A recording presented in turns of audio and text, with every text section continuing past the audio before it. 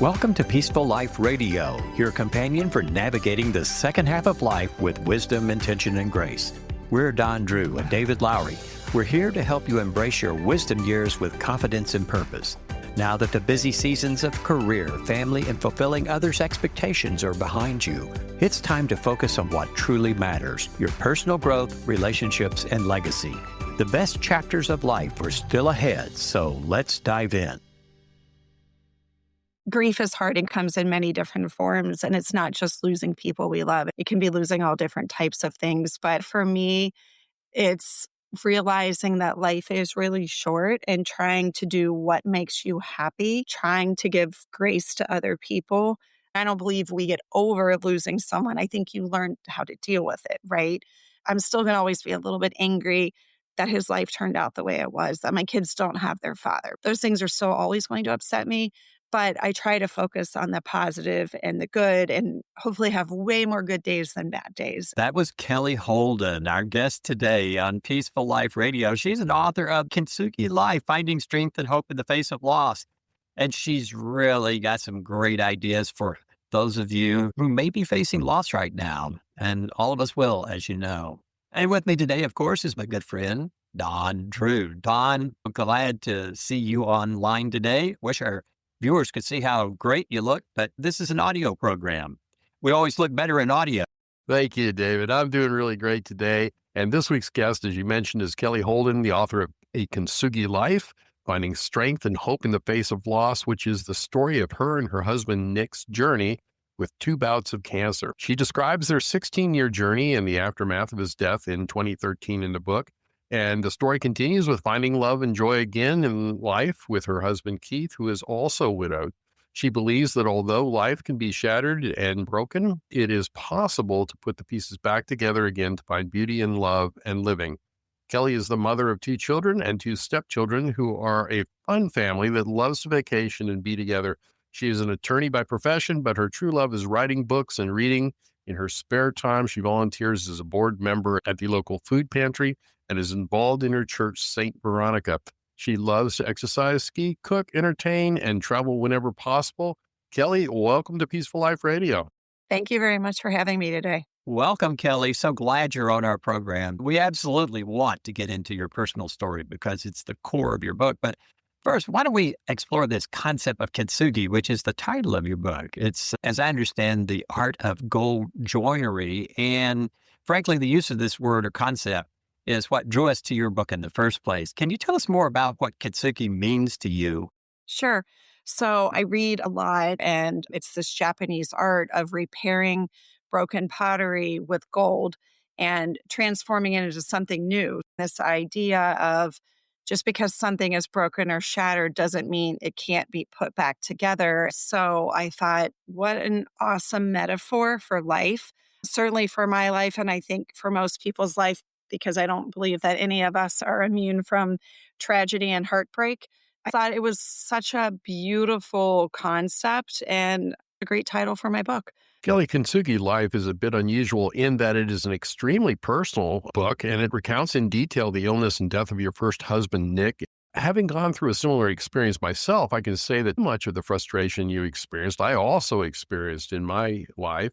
Can you describe what happened to Nick and your family during those years? Sure. And I first want to note that I didn't start writing this to write a book. I was a journalism major in college and always found solace in writing and in reading. So when he got sick, I basically started journaling. I'd never journaled in my life, but I started journaling sitting at a computer because it helped me process my feelings.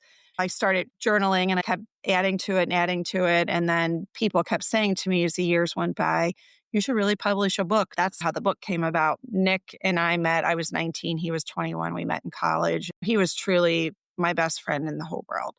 And to have this tragic thing happen to him so young, he was dealing with it physically and emotionally. So I couldn't talk to my best friend about how hard it was for me because that seemed incredibly selfish for me to say to him while he's physically going through it. This is really hard for me.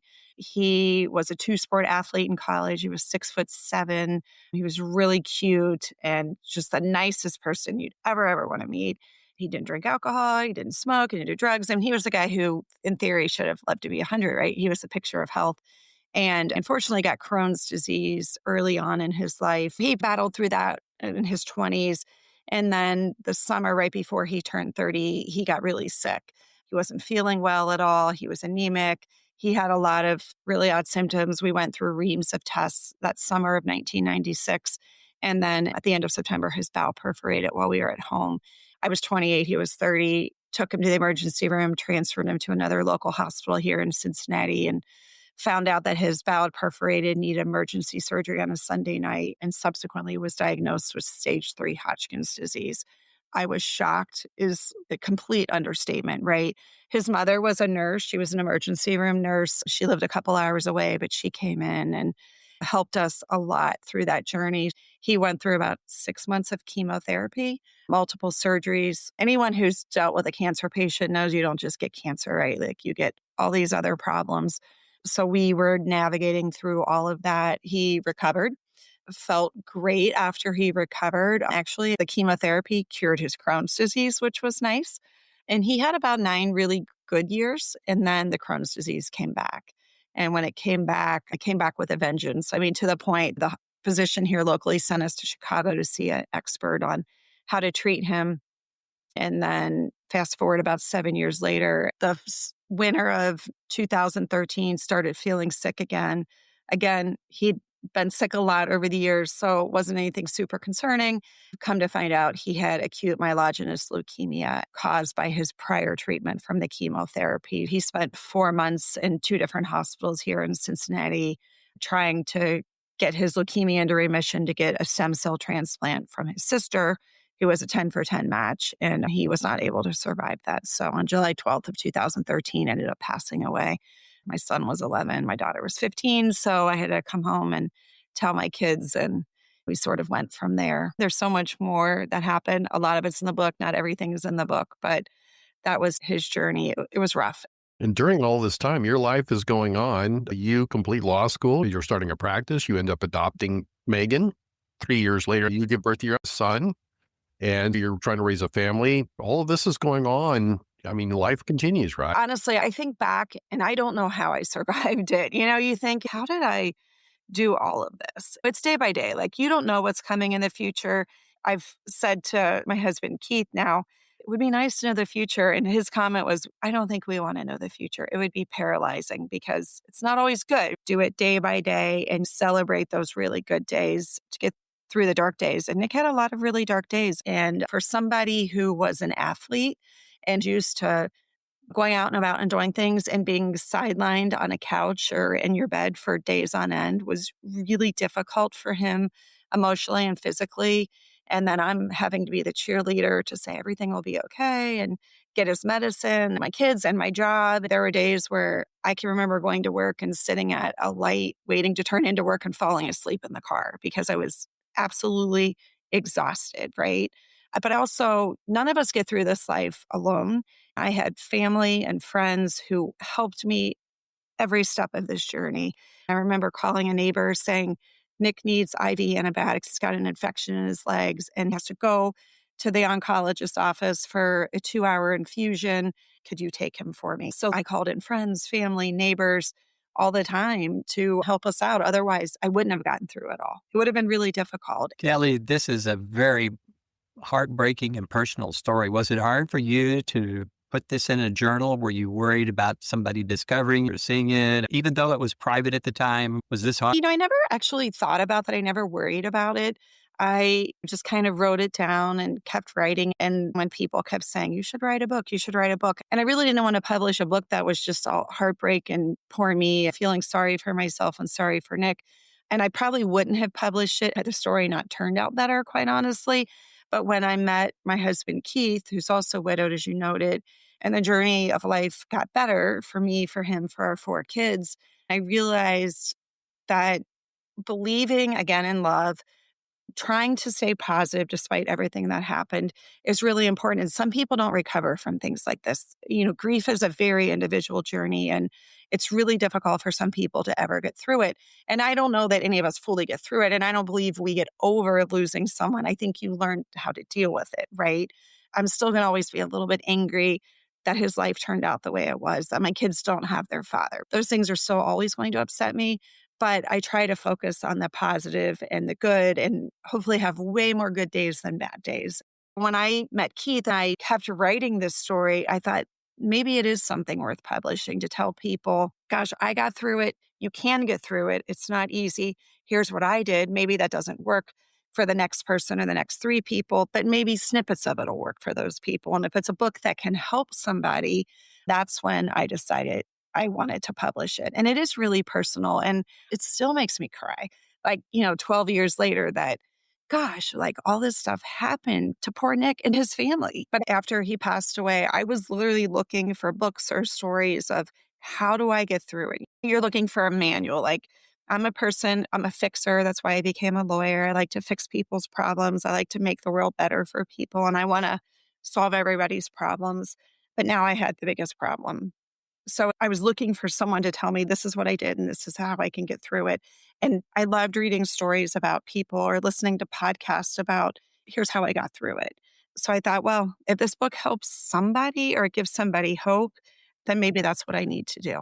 Yeah, you write about embracing brokenness rather than trying to hide it, but quite often that's not what we tend to do. Why do you think that's so prevalent that we want to try and hide our brokenness? I think it's especially true for men. Men have a harder time dealing with mental illness or these acute type situations. For me, it was really important to process and to talk about it. So I started by journaling. Nick and I went to a cancer support group the first time that he was sick. That was really helpful for me to be in a room with people who really understood what I was going through. I learned very quickly that there were some people who really did want to talk to you and help you through it. And other people, it was very uncomfortable. And when they said, how are you? They actually didn't really want to know how you were. So it's learning who your friends are or your family that will let you process it. That after Nick passed away, my son and I did a group in Cincinnati called Fernside, which is a phenomenal organization here. And it's really for children who've suffered loss. And it's that peer support. And for my son, it's truly what got him through that first year, which is always the hardest. I also went to a group at Fernside. It was great. And then I did individual counseling because it's a lot. It's really traumatic. I was 44 years old and just lost my spouse, which is difficult on so many levels for so many reasons. So for me, I don't understand why some people don't want to process it. I don't feel that's healthy, but every person's different. And your husband, Keith, now is also a widower, if I recall correctly. Correct. His wife, Tracy, died of multiple myeloma at age 40. So he was 39, she was 40, and their kids were 10 and 11. It's a similar journey. She was diagnosed. She did have a transplant, which was not successful, and she lived about 13 months from diagnosis to death. Kelly, I really like how you're encouraging people to seek help from organizations and support groups and things like this. Events like this come at us at the speed of life, and we cannot process it all. And these groups help us slow down, learn from the wisdom of other people.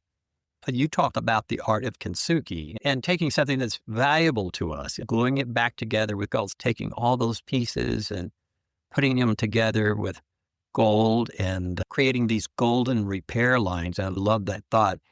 You lost a lot when Nick died, but something broken in your life would become more beautiful in the repair. So what did that Kintsugi look like for you? If you're going through something, work at how you get to a better place in life. Life is short. I do believe that our loved ones would want us to enjoy life. Certainly, I think if the table was turned, I would have wanted Nick to find happiness, whatever that looks like. And the other big thing is give people grace. None of us know the journey that someone else is going through. I am not the same person that I was before everything happened with Nick. In some ways, I've improved. There's still pieces of me that feel a bit shattered. Grief is hard, and grief comes in many different forms. And it's not just losing people we love. It can be losing all different types of things. But I think for me, it's realizing that life is really short and trying to do what makes you happy, trying to give grace to other people. I don't think I'm as high strung as I used to be when I was 20 or 30 years old. And maybe some of that's just a little bit of wisdom and aging. But I do think certainly this experience has helped me. And I think the biggest thing that it's helped me with is being an empathetic person, not just feeling sympathy for people, but really being empathetic And I'm way more of a feeling person than I used to be. The inside of me is a little cracked, but with some gold everywhere, hopefully repairing those pieces. So that's what Kintsugi means to me as far as how I view myself in my personal life, that I took those little pieces and put them back together and it's not the same, but maybe it's a little bit better in some ways than it used to. So, a lot of our listeners might be experiencing some kind of loss, brokenness in their lives, and so on. What would you want them to know? There's a lot I'd want them to know. The biggest thing is that you're not alone. There are so many people who've walked in your shoes in a whole variety of different ways. I would want them to know you can get through it. It won't be easy. You're going to have really good days and you're going to have really bad days. And if you have a bad day, get up the next day and do whatever it does to make you feel better. I was with somebody who lost her spouse after almost 60 years, very close family friend. And my comment to her was, be a little bit selfish right now. Do what makes you feel better. You have a lot of heartbreak right now, and you may not be able to do a lot of things for other people, and that's okay. I do recall like that first year after Nick passed away thinking, I don't have time to help a lot of other people other than what I needed to do for work. But right now, I have to focus on me and my kids. I have to figure out what we need to do to get through this. It's a little bit like running a marathon. It's emotionally and physically exhausting, but knowing you can get through it, but you're not going to be able to do it without wanting to get through it and getting whatever help you need, whatever that looks like. I said before, everyone's journey is individual. That is so, so true. What worked for me may not work for other people. I am a really big believer in support groups or counseling. There are people who are professionals that are trained in dealing with grief and trauma that can help you get through it. Without those two things, I think it would have taken me a lot longer to be back to a space where I felt more happy than I felt sad. It does take time. You can't do this overnight. Time will heal. I hate it when people said that to me initially. I really did. It made me mad because part of me didn't want to heal from it, because if I felt better, then maybe that meant that I wasn't loving him or missing him anymore. And that's so not true, right? Like you're always going to love and miss that person, but your mind does crazy things to you when you're going through grief. Do what you need to do that makes you feel better. And I literally wrote out a plan. I'm the kind of person that I like to write a personal and professional plan. That's always my New Year's resolution of what do I want to accomplish this year on a personal level or a professional level. And I did the same with my grief journey. What do I need to do? Very wise words, Kelly. I've never thought about writing that kind of a personal plan. That's what I love about doing these programs. I'm always learning new ways to live.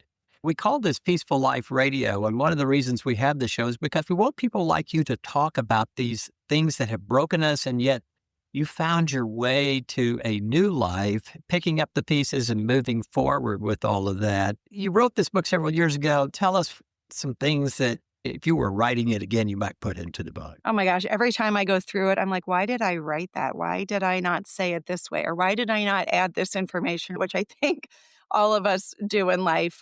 Part of being a journalism major is you learn to write succinctly and briefly. I wish I would have been a little more verbose in the book, but I didn't start out writing a book, right? Like it's truly vignettes and it's a journal, and it's not To Kill a Mockingbird by any means, right? Like the greatest American novel ever. It was Kelly's heartache pouring out on a page at times. So it's a little bit raw and rough. But I kind of left it that way on purpose because I thought these are things that I started writing in 1996. I didn't want to change a lot of it because that's truly how I felt back then going through the journey. So I wish it was written a little bit better, but I didn't start out writing it to publish it. And I had so many people, like our friends and family said, I read it in one sitting because it's not very long. I read it in one sitting and I just bawled my eyes out. Or like I had a cousin who reached out to me and she said, I feel like a horrible cousin. I had no idea you were going through all of this and I didn't help you. I didn't do enough for you at the time. But back to what you said, like you don't fully share that. Even in 1996, when I was going through stuff and I would show up at an event or a family party or whatever, and people would say, how are you? I'm like, oh, I'm good. How are you? And you just move on with life. You don't really tell people how you are because you don't want to be Debbie Downer at the St. Patrick's Day party, for goodness sake. It's very readable. I think it's 97 pages long. In the back, you've got a number of poems and some things. Can you tell us what that's about? That's actually my favorite part of the book. So my husband, Nick, was a teacher, an art teacher, and he taught 200 to 300 students a year. His students loved him.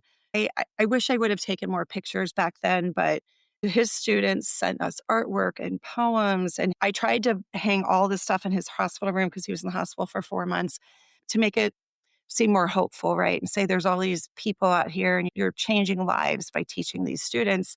And these are the people that you're fighting for, as well as like me and the two kids, you're fighting for these people too. So when I decided to publish the book, I thought I really wanted to include some of the poems.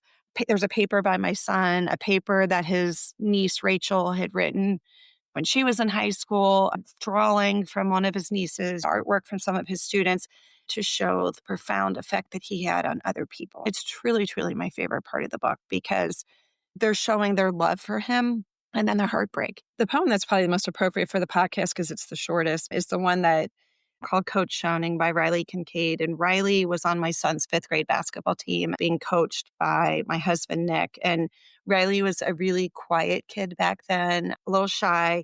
He did not go to school with the kids. He just played basketball with them. He wasn't as well known by the kids. I came home from the hospital one night and just found this in my mailbox. And I hung it on Nick's hospital room. And I got Riley's permission before I published this in the book, but I'd love to read this one to you. So it says, my coach believed in me when I didn't know a thing about basketball. My coach believed in me when it was time to make my first basket. My coach believed in me to keep fighting for that rebound. My coach believed in me to make that 3-point shot. My coach believed in me when my lung was not perfect. My coach believed in us and never let us get down. My coach believed in our team and never let us give up. I believe everything my coach taught me. I believe in my coach. It's a great poem. And if you knew Riley and his circumstance and how he played that year, it's such a cool thing. This kid was 11 years old and wrote this little poem and put it in my mailbox. And he was so quiet. So it was kind of a shock to get it from him. And Riley had some health issues he had gone through. At the time, he wasn't the most skilled basketball player. He was learning. And the very last game they played, Riley gets the ball passed to him. We are getting killed. We're in the final 4 of this 5th grade tournament. We are getting annihilated, right? We're losing by like 30 points. So we're not going to win this game. And Nick knows it's going to be the last game these kids are going to play together. So Riley gets the ball passed to him and Nick's standing right behind him. And he goes, take the shot, Riley. Take that shot. Because in the past, Riley would pass the ball. Riley makes a 3-pointer. You would have thought like we just won the NCAA tournament. I mean, every kid on that bench went crazy.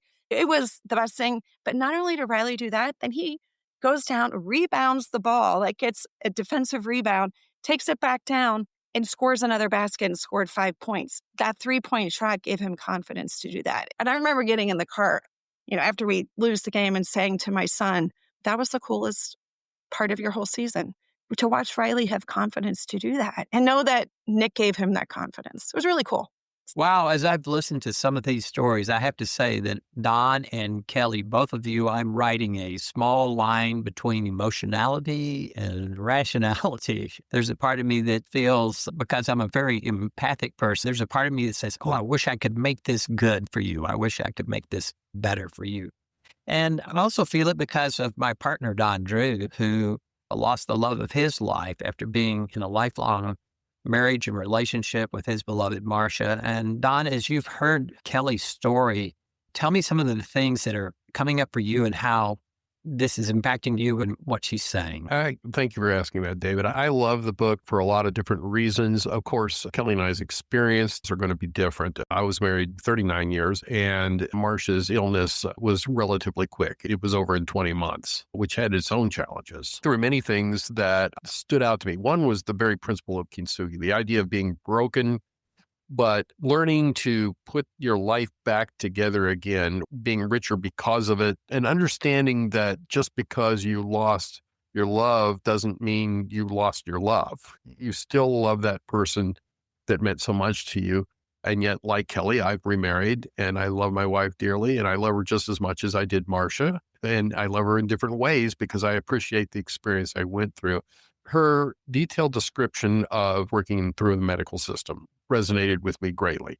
She's brutally honest there with many of her frustrations. And not only were they identical to many that I had, but I think also a lot of physicians and nurses and so on also suffer from the struggles of the system. And that really comes out in her book a lot. There was just so much that resonated with me. I couldn't even really begin to talk about all the details, but it's a very simple book. Like I said, it's very easy to read in terms of length, but Kelly really pours herself into it. And what I really also love is that she talks about the gold part, her relationship with Keith, and the fact that he brought into the family 2 children. And so now they've had to rebuild this family. Neither family ever thought that they would be structured like they are now, but they are. And that's just really incredible. Kelly, what is next for you? Hopefully at some point I retire. I would love to do that. I have made some career changes in the past couple of years, and those have been good. It's given me more time, quite frankly, to just enjoy life a little bit more. Our kids are now in their 20s, and we have 3 who, well, so let's say 2.5 have moved out. So 2 have fully moved out. One's in the process of moving out. And my son just graduated with his master's in social work and is finishing up licensure exam and finding a job. And I don't know that I have any big goal next. It's just have some fun, right? Like enjoy life, continue traveling, continue seeing our friends and family. Sometimes Keith and I, because we suffered so much loss and we went through so much, we're always looking for what can we do to have fun and what's the next big fun thing we can do. And we sometimes have to be a little careful because we overschedule ourselves and then we're exhausted from having fun, which is a good thing. But yeah, so it's just continuing on and enjoying all those good days that you have. Kelly's experience is unique to her in many ways, but the experience of loss or brokenness is not. Loss does not need to be the end of the story. As Kelly writes, in the end, my life has been put back together, but I am not the same person in many ways. I like to believe that I am a better version of myself. I am happy and living a life that I never thought was possible. Although Keith has been the catalyst for much of this, I had to do a lot of this on my own. I hope that most days my life resembles that broken pot repaired with gold. Not the same, but in some ways more beautiful. Kelly's book, A Kintsugi Life, Finding Strength and Hope in the Face of Loss, is available at Amazon in Kindle format. Kelly Holden, thank you for joining us on Peaceful Life Radio. That's it for today's episode of Peaceful Life Radio. We hope you found inspiration and insights to help you live with purpose and fulfillment. If you enjoyed today's conversation, subscribe, leave a review, and share this podcast with someone who could use encouragement. The best chapters of your life are still ahead. Until next time, this is David Lowry and Don Drew, encouraging you to age intentionally with peace, purpose, and joy.